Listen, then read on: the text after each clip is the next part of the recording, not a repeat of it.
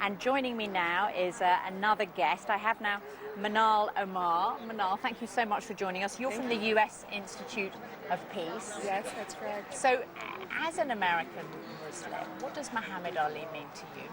Muhammad Ali is absolute inspiration for me. Ever since I was a little girl, and I grew up in the South, in South Carolina, watching someone who's a role model that put Islam, someone who's very vocal on the map, unapologetically. I think that's the key word for me. Really inspired me to not try and shrink, not try and hide, but to really step into my power and not be ashamed of my identity and my roots. And that's what he inspired me to be. Well, at a time when there's been anti-Muslim rhetoric in America, it's certainly crept into the US presidential campaign. How important was it to you, the fact that Muhammad Ali wanted to have the Muslim funeral prayer ritual so central to these days of remembering him?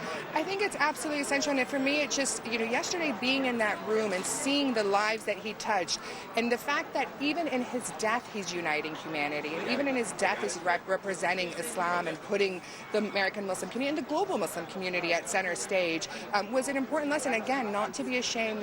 There's a temptation in this rhetoric of Trump and a lot of other rhetoric in the elections to try and shrink and try and hide. And yesterday, I walked away saying, no, I will always stand tall, because that's what he did. And we have the president of Turkey who has come here to celebrate him. We have a wreath laid here where we are at the Muhammad Ali Center, laid on behalf of the Prime Minister of Pakistan, Nawaz Sharif. I mean, it's like he's being claimed by the world's Muslims.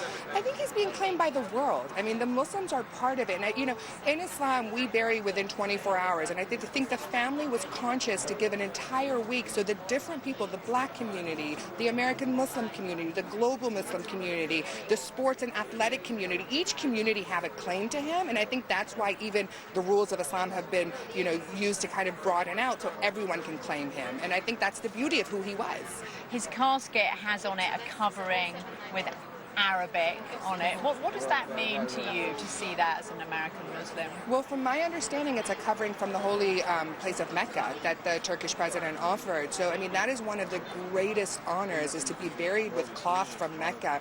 Really showed, and that's my understanding, really shows, again, the significance he played. And it's a huge blessing for a man who was not shy about sharing his blessings with the world. We've talked about how inspiring he is to you as an American Muslim, but what about as an activist, as someone who, in the era of civil rights, stood up against inequality? Oh, absolutely. And again, the idea of doing it unapologetically, the idea of really standing up and saying that for me, I feel it's an important message of, as an American, I can't always just nod and say yes. Asking the hard questions, pushing for the difficult conversations is actually the most patriotic thing to do, and he role modeled that.